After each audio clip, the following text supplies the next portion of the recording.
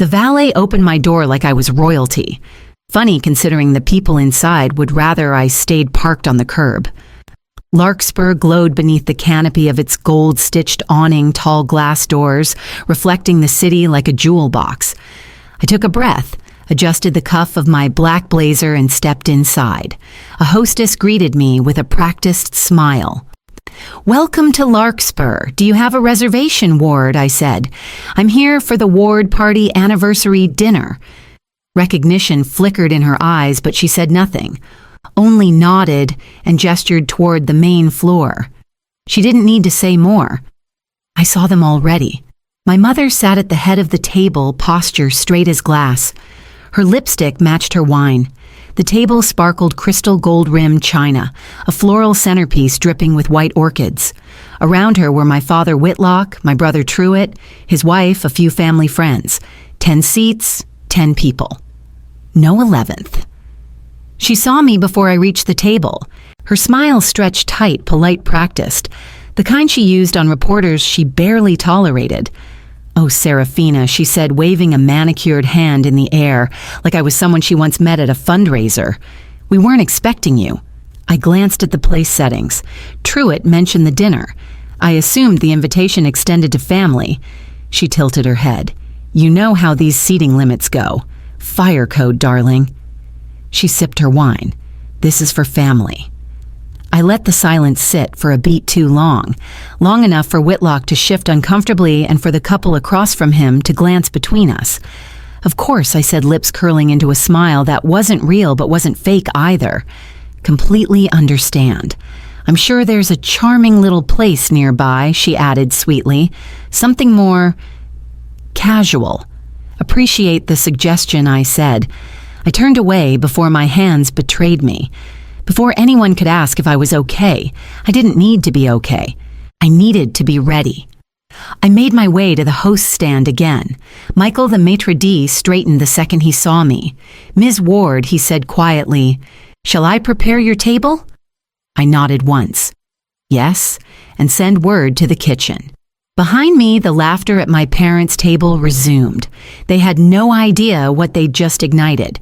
I used to think love looked like a perfectly set table, no smudged glassware, silver-aligned napkins, folded just so. That's what I grew up watching, but it was never love. It was presentation. My mother, Delise, was born into an old Southern family that prized discretion and dominance in equal measure. My father, Whitlock, was a third-generation banker who believed the world bent toward pedigree. They met at a benefit, married in silk, and raised their children with the same rigid elegance that ruled their world. Every holiday was a photo op, every dinner a lesson in posture and polish. There was a script. We were expected to follow it. My brother Truett played along perfectly. Boarding school across Wharton. He never questioned it. I did. I was 17 when I told them I didn't want to go to law school. I wanted to cook, not as a hobby, as a career. The silence that followed said more than their words ever could. Delise sipped her tea and said, "We don't mix grease with legacy, Serafina." Whitlock looked disappointed, like I'd announced I was joining the circus. "What happened to your early decision at Dartmouth?" "I declined," I said quietly. "I've been accepted to the Culinary Institute. I'll pay for it myself."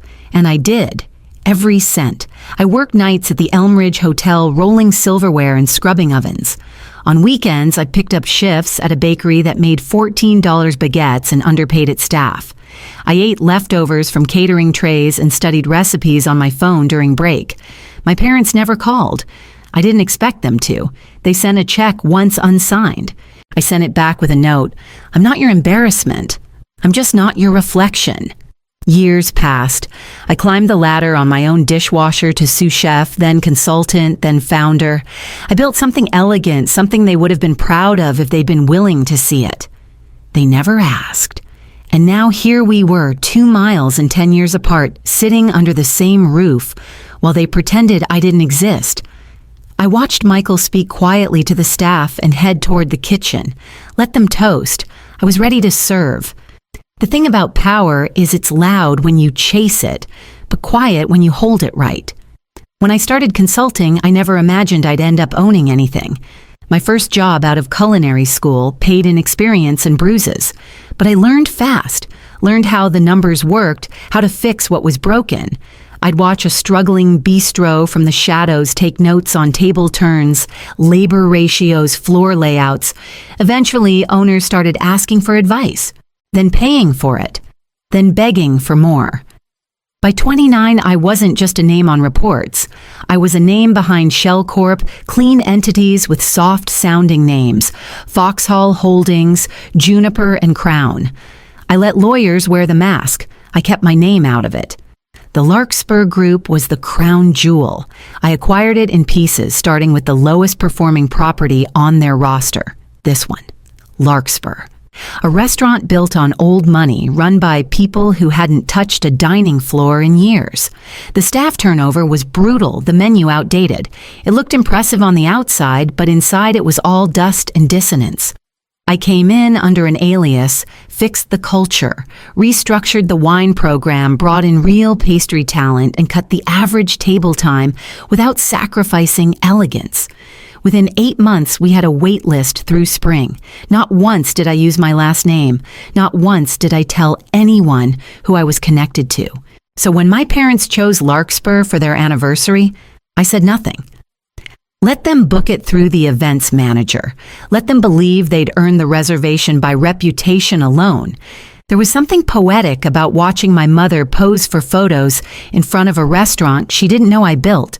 She thinks legacy is bloodline, but I know it's something else built quietly layered like pastry. Patience, precision, power that doesn't announce itself. In the back, Michael nodded as the kitchen began preparing the tasting menu I designed last winter. I didn't need to prove anything, but I was done hiding. The sommelier approached with a bottle of Barolo I'd personally sourced last season. He paused, glanced at me for approval. "Send it to table 12, I said. She'll notice." The text came from Truett a week before the dinner. "You coming to the 35th at Larkspur Mom's making a scene about the floral arrangements again, LOL. It was the first I'd heard of it. No email, no call, no cursive invitation on vellum like DeLace usually insisted on. I waited a full hour before replying. Didn't get an invite. 3 dots appeared, disappeared, then weird. Sure, it's just a mix-up. You should come anyway, but it wasn't a mix-up. It never was. 2 days later, I overheard my name in a conversation I wasn't meant to catch. I was at Celestine, one of our sister properties uptown, finalizing staff retraining. In the courtyard, I passed Delisa's cousin, Evelyn, speaking into her phone voice, crisp with gossip. She said Serafina just doesn't fit the table energy. Evelyn laughed. Wants the whole aesthetic clean white navy and gold. No tension, no surprises. I didn't flinch. Just kept walking until I reached the wine cellar. Inside, I texted Michael at Larkspur. Reserve the 12. Private. 8 p.m. Name Beatrice Halden. He replied, instantly confirmed. Table 12 wasn't just any table. It was the chef's table, technically off menu, only offered to industry VIPs and close friends of the house. Perched between the open kitchen and the glass-encased wine wall, it had no bad angles. The light was perfect. The service silent and swift. The room's heartbeat passed through that corner. Delise didn't know it existed, or maybe she did but assumed it wasn't for people like me. Let her keep assuming. I didn't plan to confront her. That wasn't the point. She'd curated a night designed to exclude me, sculpted her guest list like a portrait. I just wanted to be in the frame she tried to crop me out of. When I arrived at Larkspur, the staff would see me first, not as a daughter, not as a disappointment, as their patron, their architect, their quiet benefactor. And I'd sit not across from her, but above her, on the perch she never knew I'd built. I arrived 10 minutes early as always. The black town car idled at the curb while I stepped out in heels, low enough for control, sharp enough for precision. My dress was clean-lined charcoal silk, no flash, just weight and movement. No jewelry except for the cuff I designed with a local metalsmith. I never needed sparkle. The door opened before I touched it. Michael stood waiting, one brow slightly raised, the faintest hint of a grin playing at his mouth. I returned it with a small nod. "Ms. Halden," he said smoothly, "right this way." As we moved through the entryway, I caught a glimpse of them, table 6. My mother's laugh pierced the quiet hum of the dining room. Her head tilted back like she was posing for a candid. Whitlock adjusted his cufflinks mid-toast. Truitt looked bored. A photographer hovered at a polite distance, snapping discreetly. I didn't stop walking. Michael led me to table 12, already set with custom linens, fresh peonies and crystal that hadn't even been released to the general inventory yet. A single card rested beside my napkin, Beatrice Halden, welcome home. Chefs preparing the seasonal tasting menu, Michael said low enough for only me to hear. He asked if you had any preferences. No changes, I replied. Let it unfold. As I sat, a waiter appeared with a glass of my favorite Gruner Veltliner poured with practiced elegance. I sipped. Cool, crisp, minerally, a quiet triumph. I watched the kitchen dance behind the glass, each movement in sync, each plate a story. And then, just for a moment, I glanced left. Delisa's gaze had landed on me. Her smile froze before she recovered, tapping Whitlock's hand and murmuring something low. He turned. His expression faltered. Recognition came slower, for him always did, but I could see the puzzle beginning to form. I didn't wave. I picked up the menu and let the weight of silence do what words never could. Let them see me without announcement, without apology. Let the room do the talking. The sommelier approached their table next, carrying the bottle I'd selected. The bottle arrived in its own cradle black matte glass with the label embossed in silver SW, Private Reserve. The sommelier presented it as if unveiling a relic. Only 12 cases produced, he said, voice velvet smooth. Cellared in-house. Chef thought it appropriate to pair it with your first course. I nodded once. He poured with reverence, bowed slightly, and turned toward table 6 with a second bottle. The moment the initials caught Delisa's eye, she stiffened. Her lips moved, mouthing something to Whitlock, who stared at the label like it had started bleeding. A family friend leaned across to Truitt. Wait, isn't that your sister?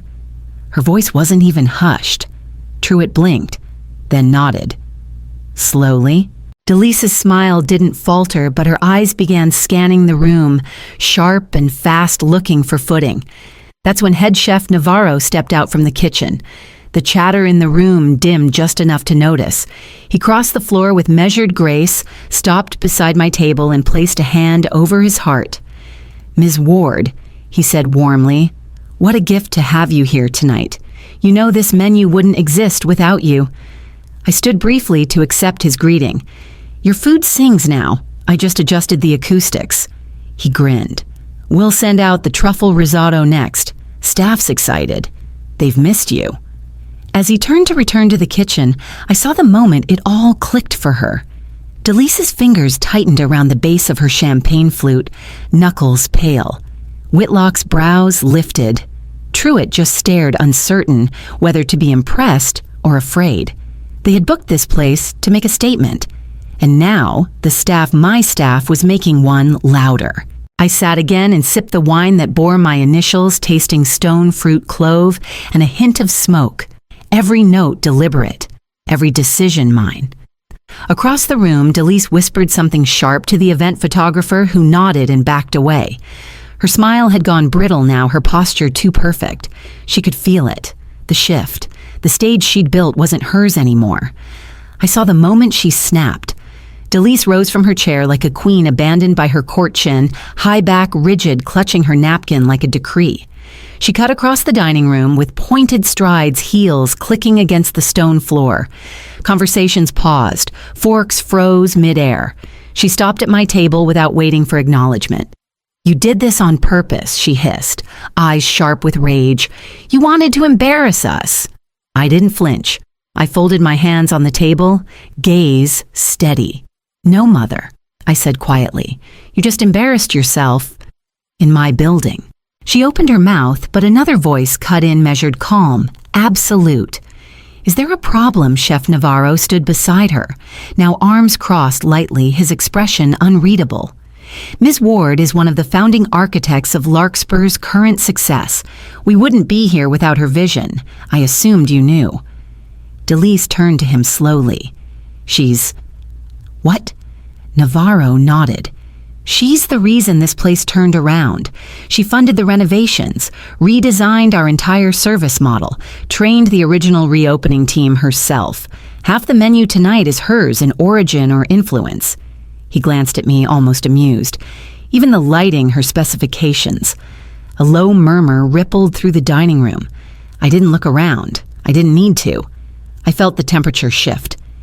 You've been serving her all night, he added, and I'd say she's done us the honor of letting you enjoy it. Delise stared at me as if seeing something alien. You never told us. You never asked. Whitlock had risen now, too, hovering at a distance, unsure if he should intervene. Truitt stayed seated, his eyes fixed on the linen folds in front of him. Enjoy your dinner, I said, voice level. Table 12 is private tonight. Chef Navarro waited a beat, then gestured toward her original table. Mrs. Ward, if you'll allow me to escort you back. She hesitated, then turned chin still high and walked away. I didn't move until she was seated again, surrounded by the silence of her own making. Then I picked up my fork and took another bite of risotto, creamy, rich, balanced. My favorite version yet. He waited until dessert. By then the dining room had settled into a new rhythm, more watchful, quieter. The shimmer of embarrassment still clung to their table, but Delise had resumed her performance, smiling too widely, laughing a beat too late. Whitlock approached without ceremony, hands clasped in front of him like a man walking into confession. He didn't sit, just stood beside my table, eyes scanning the room before resting on mine. I didn't know he said, voice low but steady, about all this, about you. I kept my gaze on the spoon in my hand, tracing the edge of the custard. That's because you didn't look. He sighed, not defensive, resigned.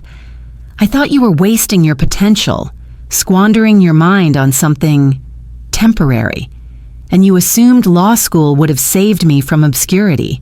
His silence was answer enough. I built this place from the ground up, I said evenly. Bought it through a holding company when it was bleeding debt. The team, the menu, the tone, it's mine. You walked into my world tonight and didn't recognize it. I see that now, he said. Then softer, with something almost like awe, you didn't just climb a different ladder.